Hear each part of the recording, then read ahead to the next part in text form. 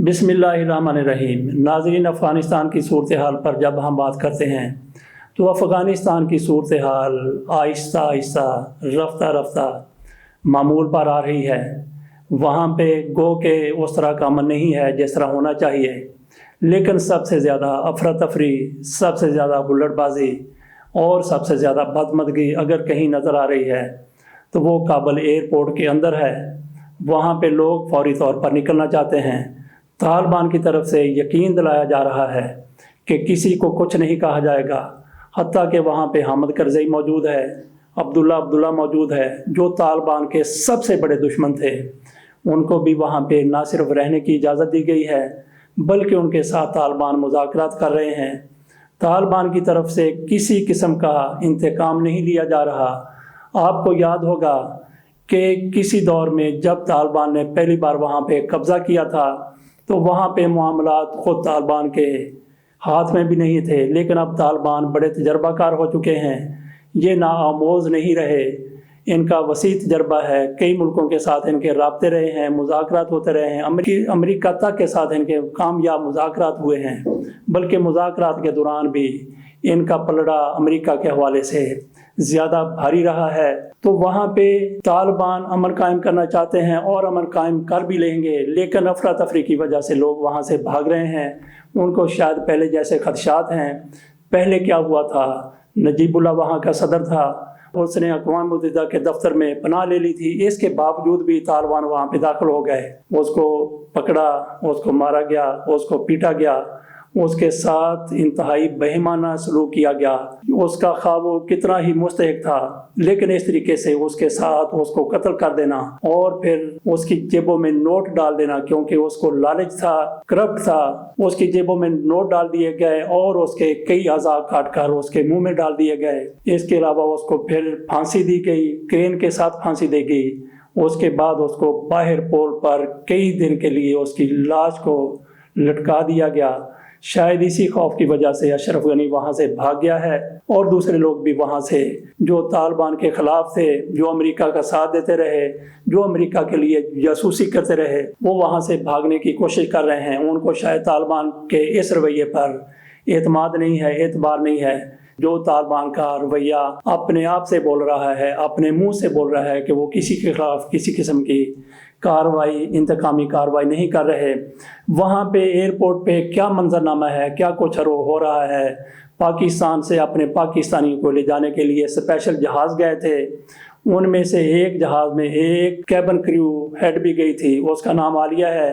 उसने वहाँ की सूरत हाल बताते हुए अपने किसी दोस्त के साथ बातचीत की है। उस बातचीत से आसानी से अंदाज़ा हो जाता है कि अफ़गानिस्तान में क्या सूरत हाल पहले थी, क्या अब है, और एयरपोर्ट के अंदर क्या कुछ हो रहा है। आइए सुनते हैं आलिया की ज़ुबानी। एयर इंडिया जहाज़ को तो उन्होंने टेक ऑफ की इजाज़त दे दी, बट उसको भी होल्ड करवा दिया और होल्ड करवाने के बाद दोबारा उसको लैंड करवा दिया। उसको अफ़गानिस्तान की टेरिटरी से निकलने की इजाज़त नहीं दी। फ्यूल भी ज़ाया हुआ, जो कुछ भी हुआ, बहरहाल वो लैंड कर गया, हमारे बराबर में ही खड़ा था। फिर इसके बाद कोई तकरीबन 1:30 बजे काबुल के टाइम के हिसाब से डिपार्चर टाइम था। वो तो खैर हुआ ही नहीं बिल्कुल भी।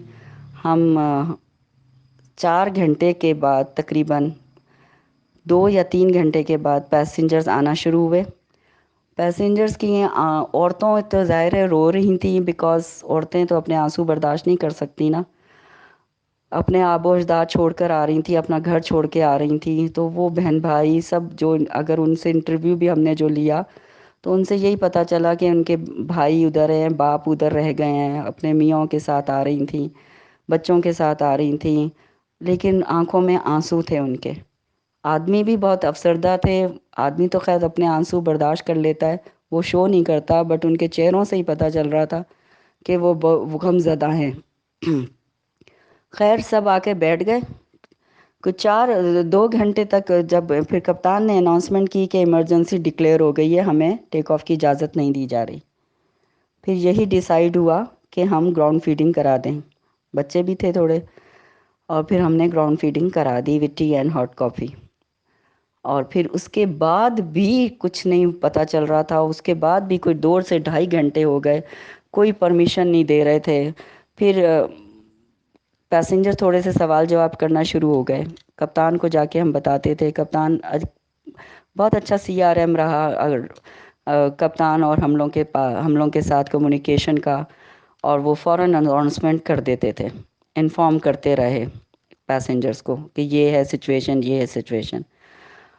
کچھ پیسنجر اس میں سے لفٹ کے اندر پھنس گئے کیونکہ وہاں ایمرجنسی ڈکلیئر ہو گئی تھی, اور ہمارے سامنے شیلنگ ہو رہی تھی, جہاز اڑتے تھے فائٹر, اور وہ جلال آباد کی پہاڑیوں کے پاس جا کے شیلنگ کرتے تھے, اور پہاڑوں کے پاس سے تھک اسموک ہمیں نظر آتا تھا بلیک کلر کا, اور وہ بمباری کر رہے تھے وہاں پر. پھر انہوں نے جب کہا کہ ویکنٹ کر دیں, ٹرمینل کو ویکنٹ کرنا شروع کر دیا. باہر سارے اسٹاف باہر آ کے بیٹھ گیا, اور پھر لفٹ میں بھی 3 پیسنجرز ہمارے پھنس گئے. انہی کے ساتھیوں نے بتایا کہ ہمارے پیسنجر لفٹ میں پھنسے ہوئے ہیں. وہ اسٹک ہو گئی, ظاہر ہے بجلی بند ہو گئی یا کیا ہو گیا, اینی ہاؤ.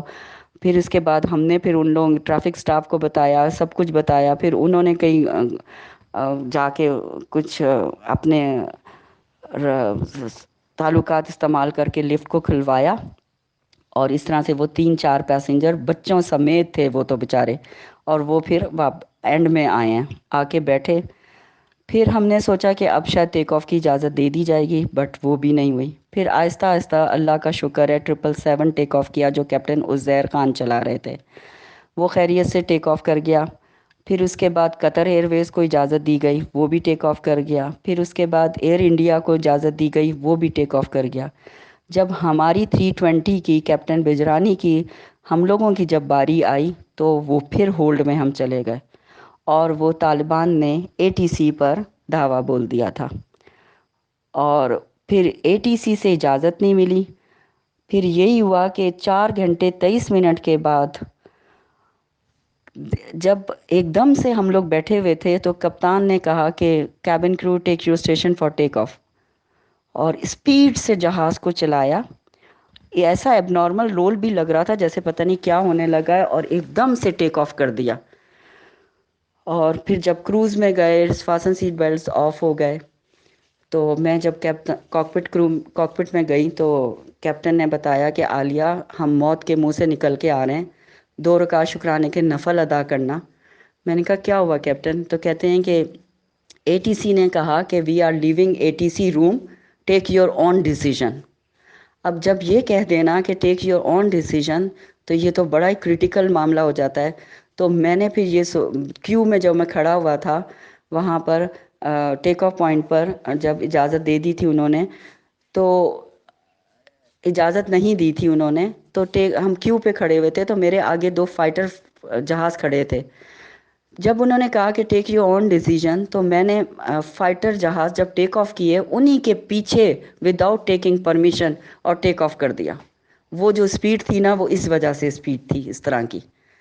اور الحمدللہ پھر اس کے بعد ATC سے آواز آئی, تو میں نے کہا کیپٹن یہ کون بول رہا ہے؟ کہہ رہے ہیں اب ہم پاکستان کی ٹیریٹری میں ہم پہنچ گئے ہیں, تو یہ اب اس کو ہمیں وہاں سے یہ سب بات ہو رہی ہے. تو کیپٹن کا بھی بڑا تھینکس کہ انہوں نے کمیونیکیشن ہمارے ساتھ بہت اچھا رکھا, ہمیں اپڈیٹ کرتے رہے. پھر اس کے بعد اللہ کا لاکھ لاکھ شکر ہے, ہم 50 منٹس 45 منٹس کی تو فلائٹ ہوتی ہے. آفٹر ٹیک آف ہم نے بیوریج دے دیے جو بھی تھا, اور پھر اس طرح سے ہم لینڈ کر گئے الحمدللہ. 7:10 پہ ہم نے لینڈ کیا ہے. ہماری ڈیوٹی تقریباً 7:30 بجے سٹارٹ ہوتی تھی, اور یہ اسی طرح سے ہماری 12 گھنٹے سے بھی اوپر ڈیوٹی ہو گئی. لیکن الحمدللہ سیفلی ہم لوگ لینڈ کر گئے. جیسے ہی لینڈ کیا تو دروازہ جب کھولا تو ٹریفک والے نے کہا کہ میں نے کاکپٹ میں جانا ہے. میں نے کہا کیوں خیریت؟ کہتے ہیں CEO کا میسج ہے ان کے لیے. وہ اندر بھیج دیا, اور پیسنجر ڈس امبارک ہو گئے. تو کپتان جب باہر آئے تو میں نے کہا کیا ہوا کیپٹن؟ CEO کیا کہہ رہے تھے؟ کہہ رہے ہیں وہ تھینکس کر رہے ہیں کہ سیفلی آپ نے پیسنجروں کو جہاز کو لے کر آ گئے, کیونکہ صرف ہمارا جہاز کمرشل ایئر لائن وہاں پر رہ گیا تھا 320 صرف, باقی سب ٹیک آف کر گئے تھے, اور ہم فائٹر جہازوں کے پیچھے ہم نے ٹیک آف کیا ہے. جی ناظرین, یہ ساری صورتحال آپ کے سامنے پیش کر دی ہے. عالیہ نے ہماری یہ دعا ہے کہ اللہ تعالیٰ افغانستان میں امن برقرار رکھے اور جلد وہاں پہ امن کا قیام ہو جائے.